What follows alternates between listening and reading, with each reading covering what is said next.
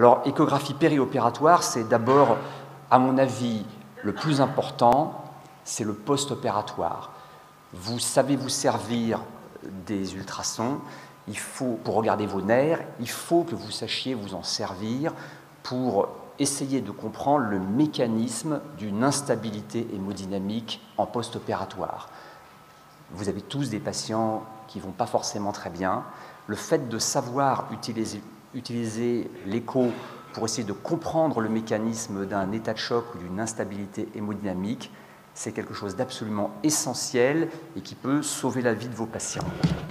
Donc, ce sera le point principal sur lequel j'insisterai le plus. Deuxièmement, l'écho péropératoire.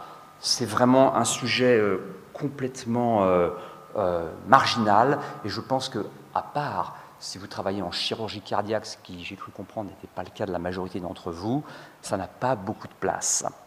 Et enfin, on parlera de l'échographie en préopératoire, où là, mon message, vous le verrez, c'est surtout d'essayer de limiter les indications pour réduire les examens inutiles. Tout d'abord, l'échographie post-opératoire et essayer de comprendre le mécanisme d'un état de choc. Quand vous avez un patient qui ne va pas bien, il est fondamental de savoir pour quelles raisons ça ne va pas bien, parce que ça conditionne le choix du traitement. Choisir le traitement adéquat, ça va permettre de restaurer le plus rapidement possible une bonne perfusion tissulaire, limiter la durée de la mauvaise perfusion, limiter le risque des défaillances d'organes et éventuellement des complications graves. Donc vous avez besoin de savoir si c'est le muscle qui ne se contracte pas, le myocarde qui est malade. Vous avez besoin de savoir si c'est un problème lié aux valves, au péricarde, s'il y a une embolie pulmonaire, ou éventuellement si c'est un problème qui n'est pas lié au cœur du tout, comme c'est le cas lors des hypovolémies ou des vasoplégies. Alors, est-ce qu'il y a besoin d'être un champion du monde, un expert pour ça? La réponse est non, car quand les malades ne vont pas bien, le postulat est que les images échographiques sont habituellement caricaturales et faciles à reconnaître, même si vous n'avez pas un degré de formation en échographie majeur. Néanmoins, il faut avoir ce qu'on appelle le niveau basique, la base de la pyramide, qui est celui que tout anesthésiste devrait avoir. Il faut être capable de reconnaître un épanchement péricardique, être capable de reconnaître un cœur droit très dilaté, être capable de reconnaître un ventricule gauche qui ne se contracte pas, ou au contraire qui est hyperkinétique et complètement vide, être capable éventuellement de regarder la veine cave inférieure pour voir sa taille. Et puis, si d'aventure ça vous plaît et que vous voulez vous cultiver plus, vous pourrez aussi suivre des formations pour atteindre le niveau avancé et être capable de faire réellement de l'hémodynamique et des diagnostics un petit peu plus pointus. Et éventuellement, si vous continuez, vous serez un jour expert et vous formerez à votre tour vos collègues. Alors, je vais faire un petit catalogue, un petit survol des causes d'état de choc les plus fréquentes qu'on peut voir en post-opératoire. Et pour vous montrer avec des images, bien sûr sélectionnées, mais qu'il n'y a pas besoin d'être très fort pour reconnaître d'où vient le problème. Alors, je commence par l'ischémie myocardique parce que c'est la cause de choc numéro 1 et une des premières causes de mortalité post-opératoire. L'ischémie, il faut juste savoir que la caractéristique de ce problème-là, c'est que ça atteint la contractilité cardiaque de façon segmentaire. C'est-à-dire que ce n'est pas tout le cœur qui est malade, mais c'est la partie qui correspond à la coronaire qui est bouchée. Et donc, quand il y a une altération de la contractilité segmentaire, il y a deux choses qui se passent. Il y a l'endocarde qui ne se déplace plus vers l'intérieur de la cavité, et il y a le muscle qui ne s'épaissit plus. Quand l'ischémie est très localisée, on peut voir l'endocarde bouger parce que les parois autour marchent bien et entraînent la paroi qui, elle, ne marche pas bien, mais par contre, elle ne s'épaissit pas. Votre problème n'est pas de reconnaître les infarctus de toute petite taille, parce que ceux-là, ils sont habituellement pas responsables de catastrophes hémodynamiques. Votre problème, c'est de reconnaître les énormes infarctus, comme ici, où vous avez toute la région apexienne, la paroi latérale, qui sont extrêmement hypokinétiques, avec un petit bout de paroi basale ici qui se contracte encore. Et chez ce patient, vous avez même un thrombus apexien qui est déjà en train de se développer. Des choses plus rares, mais qui existent aussi, et pas forcément très difficiles à reconnaître, il faut juste y penser. La cardiopathie adrénergique, qu'on appelle aussi la cardiopathie de Takotsubo, qui se voit parfois après des gestes opératoires, comme après des traumatismes ou des chocs psychologiques, plus souvent chez des femmes. L'aspect est assez caractéristique, c'est un cœur qui se contracte que de la base. Ici, ça se contracte, mais tout l'apex et toute la partie médiale du cœur sont complètement akinétique chez cette patiente. Elle est en état de choc, on ne comprend pas bien pourquoi elle ne répond pas à la réanimation. Une petite coupe échographique apicale 4 cavités et on fait le diagnostic très rapidement pourvu qu'on ait déjà vu cette image et qu'on sache évoquer ce diagnostic. Il nous arrive d'avoir à traiter des patients septiques. Les patients septiques, souvent le problème principal c'est l'hypotension parce que c'est leurs artères qui sont malades plus que leur cœur, mais il arrive que la cardiopathie septique soit au premier plan et soit responsable d'un véritable état de choc à elle toute seule et nécessite une prise en charge particulière. Ici, c'est une patiente qui est une jeune fille, 17 ans, elle a un abcès de l'amygdale et comme elle est septique, grisâtre, mal perfusée aux urgences, les gens lui donnent du remplissage et au lieu de s'améliorer, elle se met en œdème pulmonaire. Et donc avec l'écho, on s'aperçoit qu'elle a un cœur très hypokinétique et ici, sous traitement avec de la dobutamine, eh ben, on voit que sa contractilité récupère. Mais ça ne prend pas un grand expert pour s'apercevoir que ce ventricule gauche se contracte très mal. La tamponnade, ça se voit un peu chez tout le monde, ça surprend toujours quand on n'est pas dans le milieu habituellement chargé de gérer ce problème-là, qui est la chirurgie cardiaque. L'échographie, c'est un outil diagnostique fantastique pour voir le péricarde, c'est très simple. Et la tamponnade, ça donne un collapsus des cavités droites, oreillette droite et ventricule droit en diastole. Et puis des fois, ça donne aussi des variations respiratoires de la taille des cavités et des flux intracardiaques. Après chirurgie cardiaque, encore un domaine un peu particulier, on a rarement des épanchements liquidiens de la grande cavité, mais on a parfois juste des thrombus qui se mettent derrière l'oreillette droite ou derrière un peu n'importe quelle partie du cœur et qui peuvent être responsables d'authentiques tamponnades, mais c'est un domaine très particulier. Ici, je vais vous montrer une patiente de chirurgie thoracique qui avait une maladie lymphatique et un problème de péricardite constrictive et où en salle de réveil, après un geste chirurgical très simple, elle était très instable hémodynamiquement, et vous voyez qu'on a un tout petit épanchement péricardique qu'on voit ici, mais bien que cet épanchement soit tout petit, vous voyez que la paroi libre du ventricule droit qui est là, elle fait une encoche en diastole. Quand on regarde en coupe petit axe, vous voyez là aussi que ce petit épanchement s'accompagne d'une encoche dans la paroi libre du ventricule droit. Et voici une image arrêtée qui vous montre cette courbure complètement anormale du ventricule droit, qui veut dire que cet épanchement, bien que petit, tamponne, en l'occurrence parce qu'elle avait un péricarde extrêmement épais et une péricardite constrictive. L'embolie pulmonaire, maladie hautement fréquente, la première cause de mort évitable à l'hôpital, est fréquemment observée après chirurgie. L'écho, ça ne vous montre pas l'embolie pulmonaire, ou rarement, mais ça vous montre surtout des signes indirects dont l'intensité dépend du degré d'obstruction du réseau pulmonaire. Ces signes indirects, c'est quoi? C'est une dilatation et une hypokinésie du ventricule droit, avec éventuellement un septum paradoxal. Parfois, quand on a la chance de pouvoir faire de l'ETO et qu'on a une embolie très proximale, on peut voir le thrombus dans l'artère pulmonaire, ce qui est beaucoup plus rare, bien sûr, mais spécifique. Voilà l'image qu'il faut savoir reconnaître. Là, c'est une patiente qui est en post-opératoire d'une chirurgie de prothèse de hanche, voilà, à J3, état de choc, détresse respiratoire, assise dans son lit, très instable. À l'évidence, il est hors de question de l'allonger, de l'emmener au scanner. Donc on monte la machine d'écho, qui a la chance d'avoir des roulettes, qui se met au lit du malade. On fait une coupe apicale 4 cavités, et à condition, bien sûr, d'apprendre à ne pas se tromper de côté pour la sonde. Les cavités gauches sont là, et les cavités droites sont ici, et vous voyez une énorme OD, un énorme VD. Ça, c'est un tableau de cœur pulmonaire aigu. Il n'y a qu'une seule maladie qui donne le cœur pulmonaire aigu quand on n'a pas d'antécédent pulmonaire remarquable, c'est l'embolie pulmonaire. Donc sur cette simple image, vous pouvez prendre la décision du traitement par héparine de cette patiente sans aller plus loin dans les investigations, sans prendre de risque autre que celui de l'amener dans un milieu de soins intensifs pour qu'elle soit surveillée. Les atteintes valvulaires, ça aussi, ça donne des beaux états de choc, surtout quand c'est d'installation brutale, que ça touche la valve aortique ou la valve mitrale, ou que ça complique une valve prothétique, notamment quand ces valves prothétiques se thrombosent ou se désinsèrent. Ça se voit dans les lésions infectieuses ou dégénératives. Ici, vous avez un patient qui était admis pour une hémorragie méningée et qui reçoit du remplissage dans le cadre de la prévention du vasospasme. Vous savez, il faut que ça débite bien dans les artères cérébrales pour pas qu'elles se vasospasment. Et son remplissage lui entraîne un OAP très rapidement. Donc on fait une écho pour comprendre. Alors ici, c'est une ETO. Et ce qu'on voit, c'est que la valve mitrale est très malade, avec un défaut de coaptation majeur, une rupture de cordage, et du matériel que vous voyez ici sur le versant auriculaire, et un énorme reflux au Doppler couleur qui correspond à une fuite mitrale massive sur endocardite, laquelle endocardite explique aussi l'hémorragie méningée avec un anévrisme mycotique.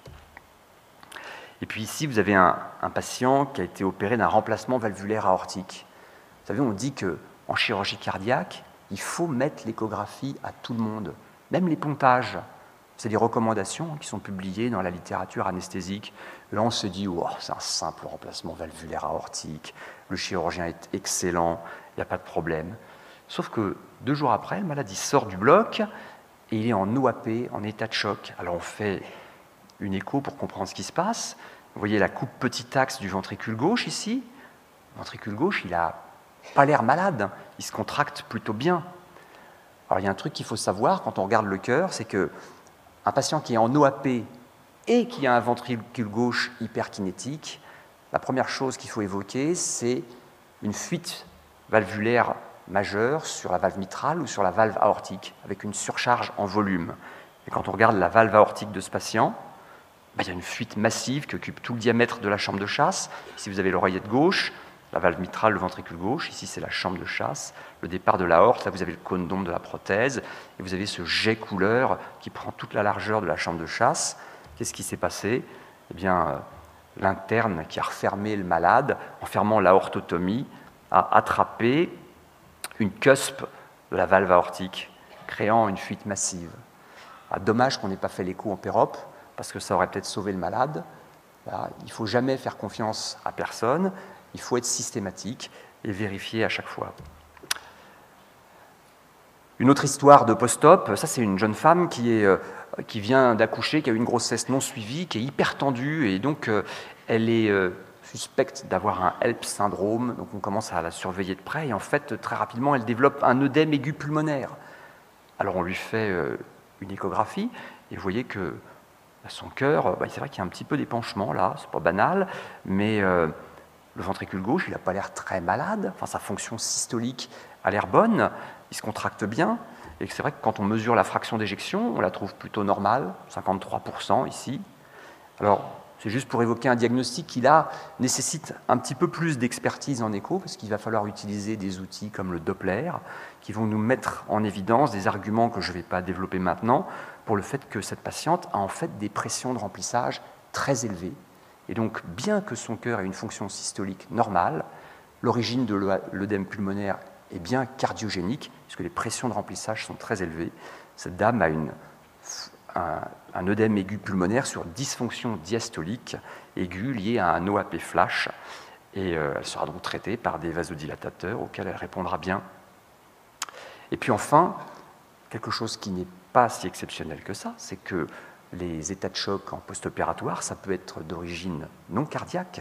Vous pouvez avoir des patients hypovolémiques ou vasoplégiques, et dans ce cas-là, vous allez voir des cavités cardiaques de petite taille, avec un ventricule gauche hyperkinétique, avec à l'extrême des parois qui se touchent en systole. Alors ça, parfois le contexte est évocateur, parfois il ne l'est pas, et ce cas particulier, c'était un diagnostic qui avait été redressé alors qu'on était parti sur une piste totalement différente. Donc l'écho, très simplement, en montrant cette cavité dont les parois se touchent en fin de systole, permet de dire que c'est de remplissage dont le malade a urgemment besoin. L'écho au bloc opératoire, seul l'écho transœsophagienne est utilisable. Alors il y a des artistes qui essayent d'aller faire des échos transthoraciques sous les champs. Moi, je trouve que ce n'est pas très prudent pour la stérilité, ce n'est pas très pratique, ce n'est pas confortable. Faut vraiment être dénué, pas avoir de sonde de Théo à sa disposition pour en être réduit à faire ça.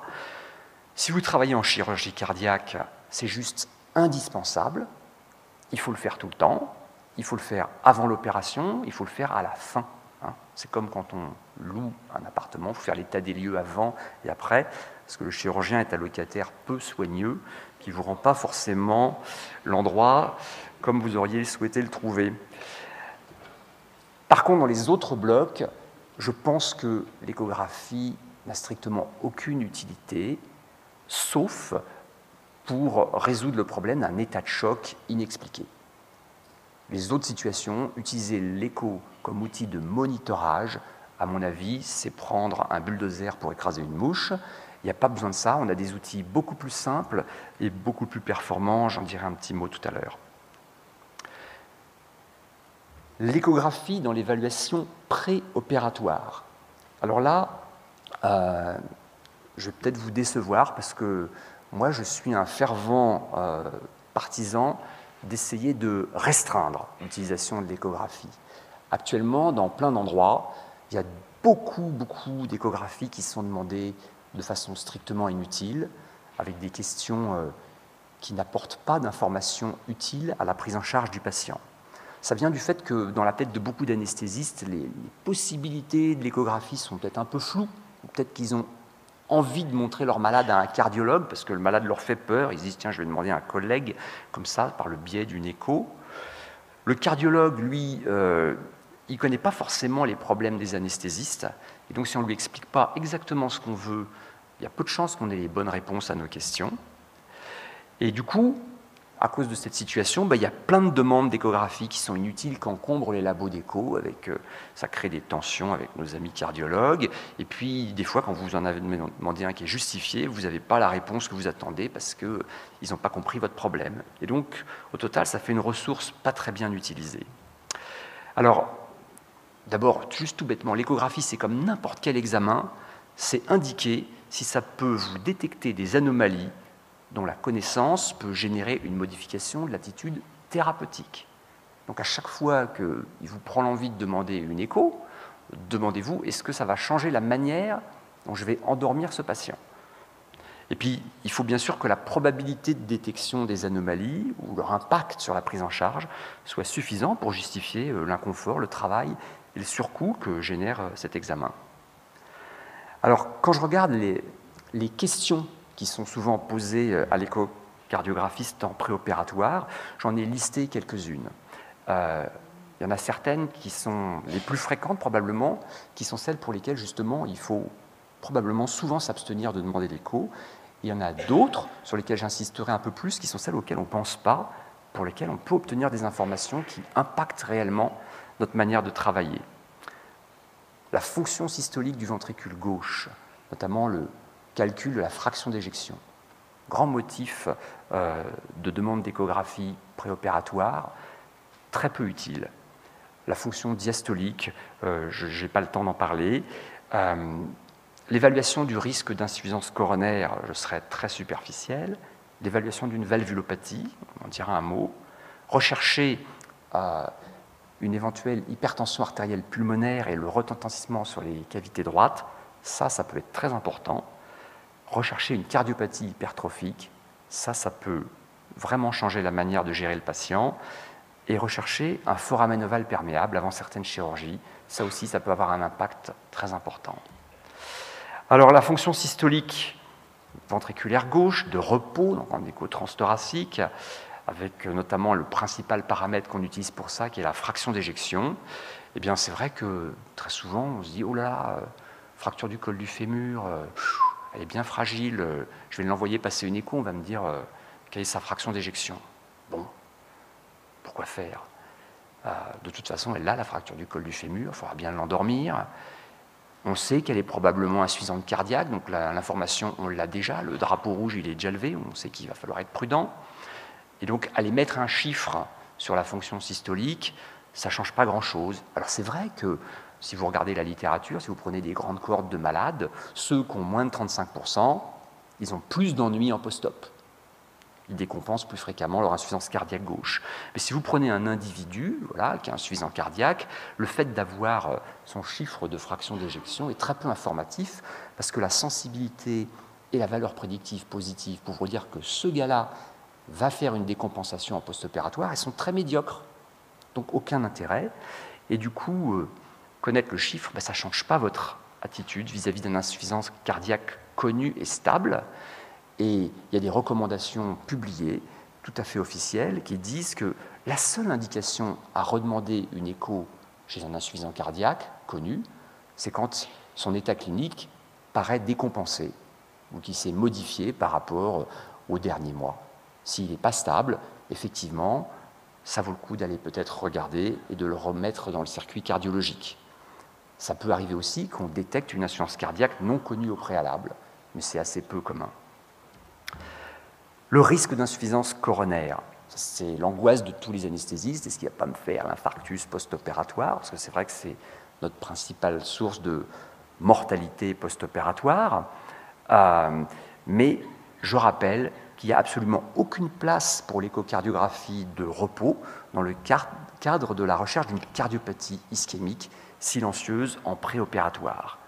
Je rappelle aussi que le postulat qui est que revasculariser un patient de ses coronaires avant un geste de chirurgie non cardiaque a été sérieusement remis en cause ces dernières années, qu'il y a des recommandations qui sont publiées et que cette idée concerne une très petite fraction des patients qu'on voit et qu'à chaque fois qu'on décide de potentiellement s'embarquer dans cette voie-là, il ne faut jamais le faire de notre propre chef isolément, il faut le faire en concertation d'abord avec le patient, en lui expliquant « Monsieur, vous avez un terrain, vous pourriez être à risque de faire un infarctus, est-ce que vous seriez d'accord qu'on vous explore pour éventuellement, avant de vous remplacer votre hanche qui vous fait horriblement souffrir, vous faire un pontage coronaire que vous n'avez pas demandé ?»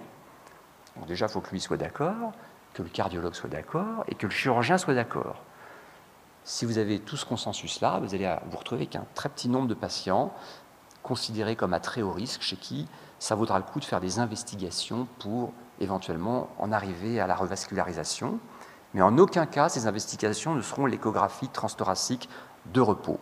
Ça prendra des tests dynamiques comme l'écho de Bu ou la scintigraphie au thallium. Les valvulopathies. Voir les valves à l'écho, c'est très facile, et puis c'est plus facile qu'avec un stéthoscope, comme on l'a dit tout à l'heure. Donc l'écho, c'est un outil formidable pour ça. Mais comme pour l'insuffisance cardiaque, si vous avez devant vous un valvulopathe connu à la consultation, si son état est stable, s'il est régulièrement suivi par un cardiologue, il n'y a aucune indication à aller lui redemander une échographie pour faire un examen de plus dans le dossier, parce que ça ne va pas changer la manière de l'endormir. Les seules indications, encore une fois, c'est si vous détectez le fait que le patient s'est dégradé, développe des symptômes, je sais pas, d'intolérance à l'effort, ou que vous entendez un souffle qui n'était pas connu auparavant. Alors, ça nous amène autour du rétrécissement aortique, qui est une valvulopathie qui, depuis longtemps, fait peur aux anesthésistes, parce qu'il y a des très vieux papiers qui avaient reconnu comme le rétrécissement aortique comme un facteur de risque indépendant de mortalité post-opératoire. Donc c'est des vieux papiers, notamment ce papier du New England de 1977. Ça a beaucoup marqué les gens.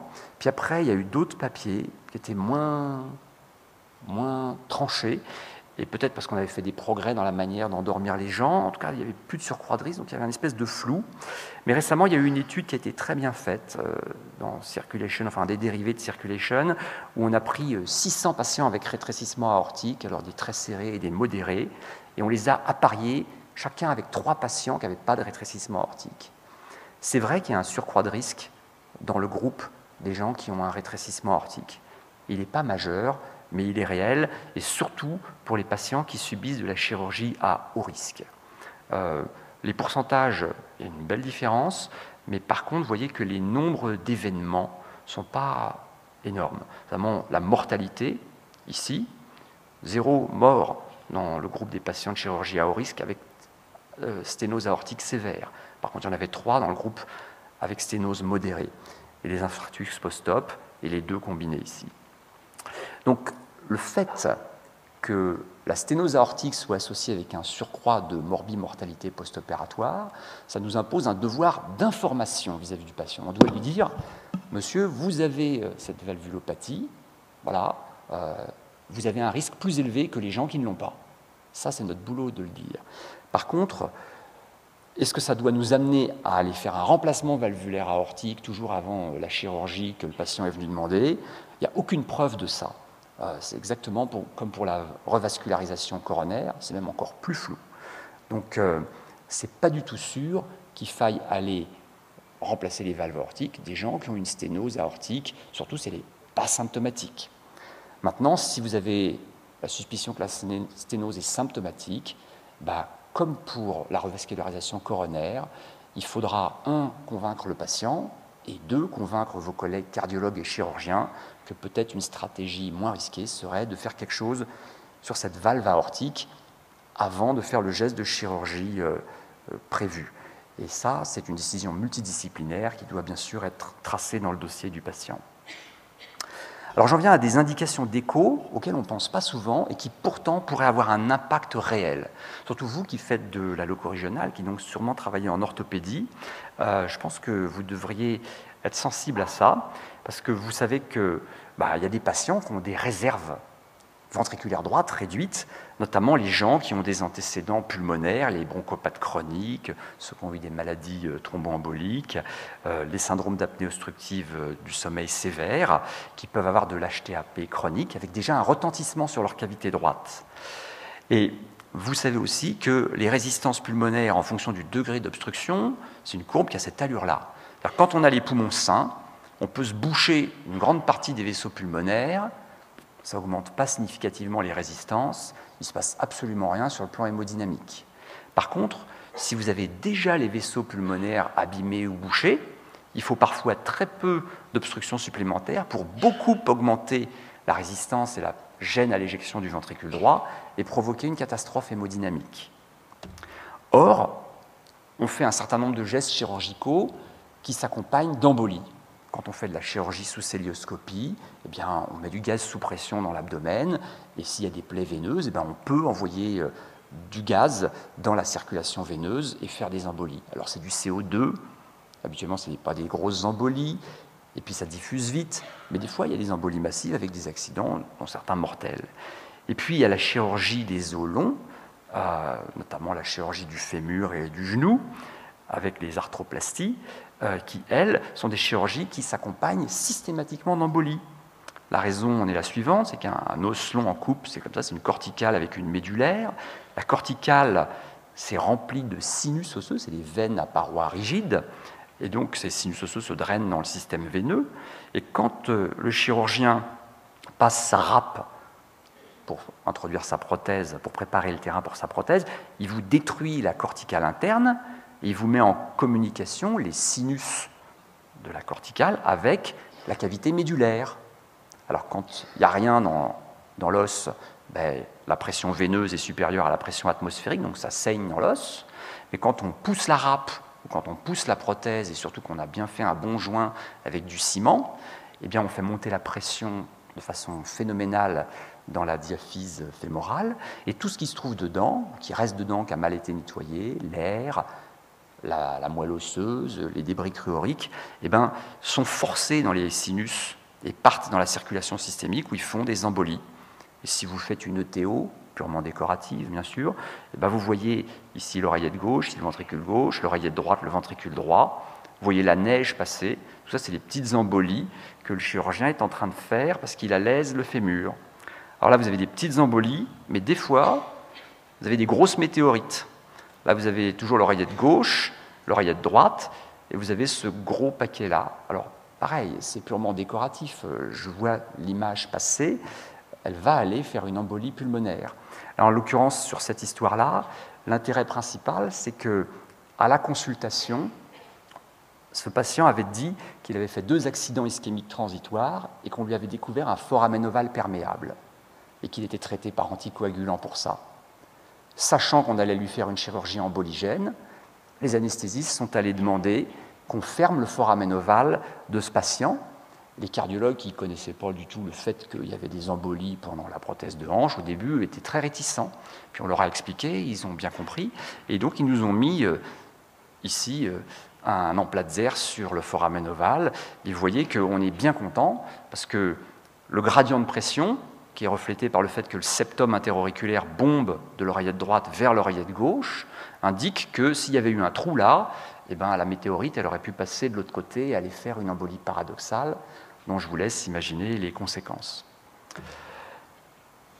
Évaluer le cœur droit chez un patient en préopératoire avec l'écho, on verra ça dans les ateliers si vous voulez, mais on peut très bien mesurer la pression d'artère pulmonaire systolique avec le Doppler en utilisant la vitesse maximale de la fuite tricuspide, qui est proportionnelle au gradient de pression entre le VD et l'OD, et on peut estimer la PAP systolique. Et puis on peut estimer le retentissement de l'HTAP. Alors ici, vous avez un magnifique exemple de cœur pulmonaire aigu avec un thrombus qui se balade dans les cavités droites. Donc quand les cavités droites sont dilatées, c'est qu'il y a un certain retentissement. Et donc, si vous devez faire une chirurgie emboligène sur ces gens-là, eh bien, il faut prendre des précautions. C'est quoi les précautions ?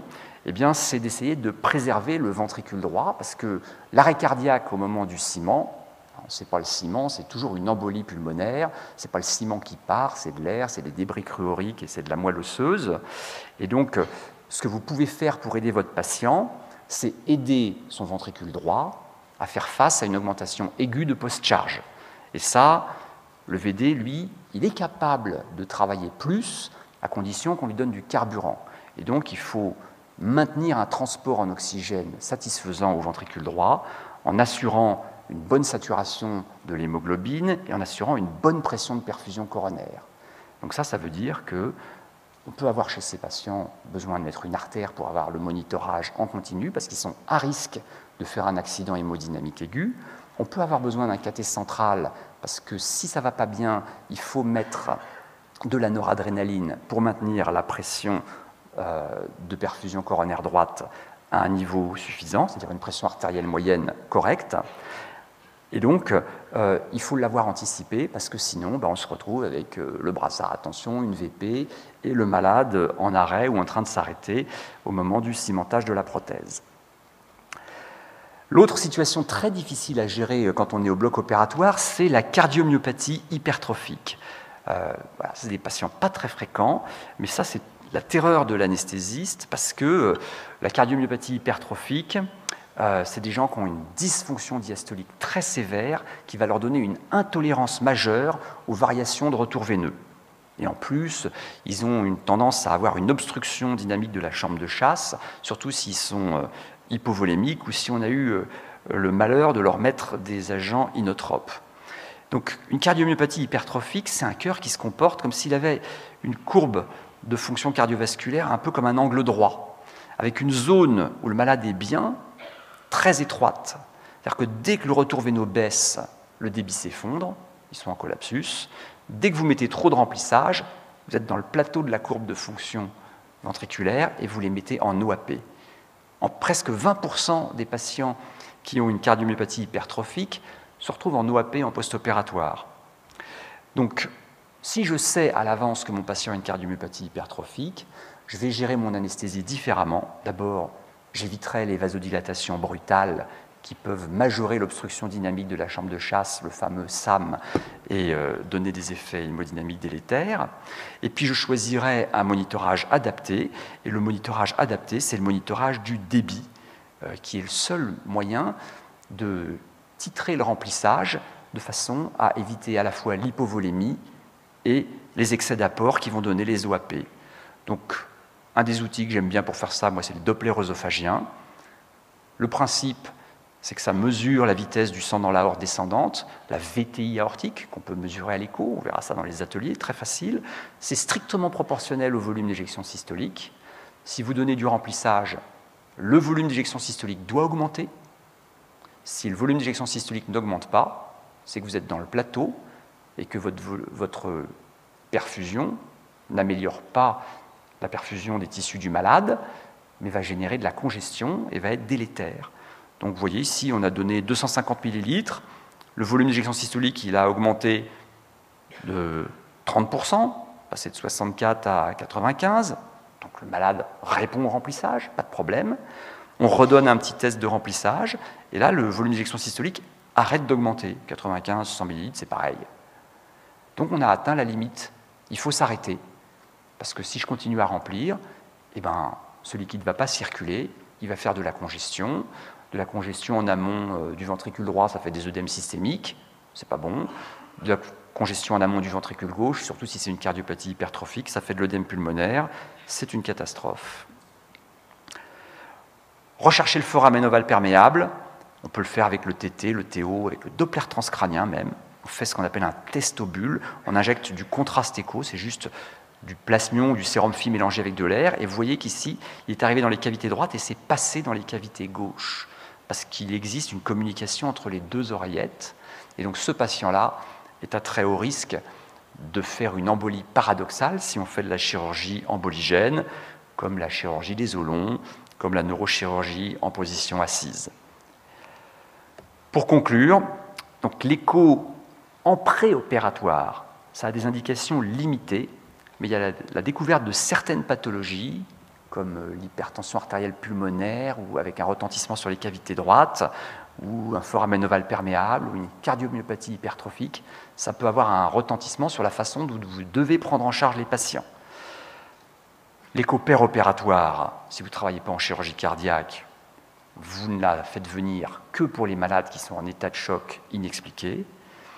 Et en post-opératoire, il faut que vous appreniez tous à atteindre au moins le niveau basique d'échocardiographie pour essayer de débrouiller le mécanisme des états de choc et des instabilités hémodynamiques, parce que ça rendra grand service à vos patients. Donc il faut tous vous former, et il faut que vous ayez une sonde de cœur en plus de votre sonde superficielle associée à votre machine d'écho. Je vous remercie de votre attention.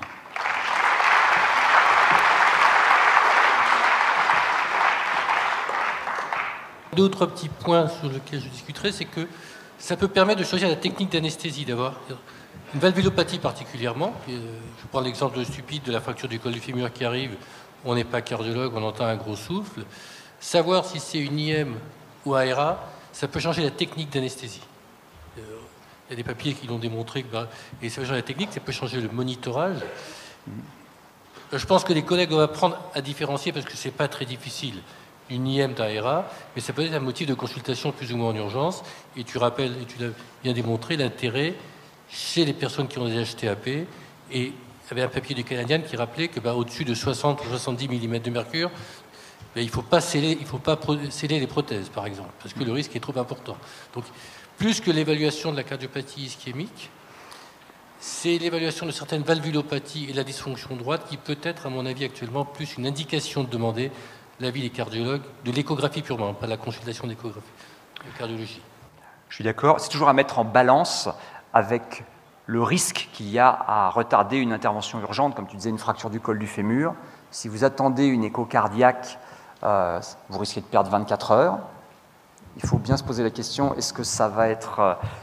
est-ce que l'information que je vais retirer de l'échographie compense le risque que je prends à faire attendre cette patiente quelques heures de plus pour avoir cet examen?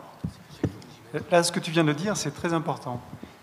Parce que c'est vraiment un plaidoyer, et j'aimerais qu'on reprenne le cas de cette fracture du col du fémur. C'est un plaidoyer pour que nous nous formions à l'échographie de base.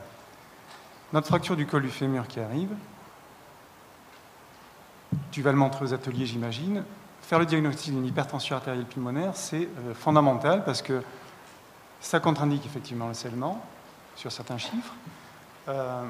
On sait très bien que l'anesthésie générale, ce n'est pas la meilleure technique sur ces patients, puisqu'on va augmenter une résistance sur le ventricule droit.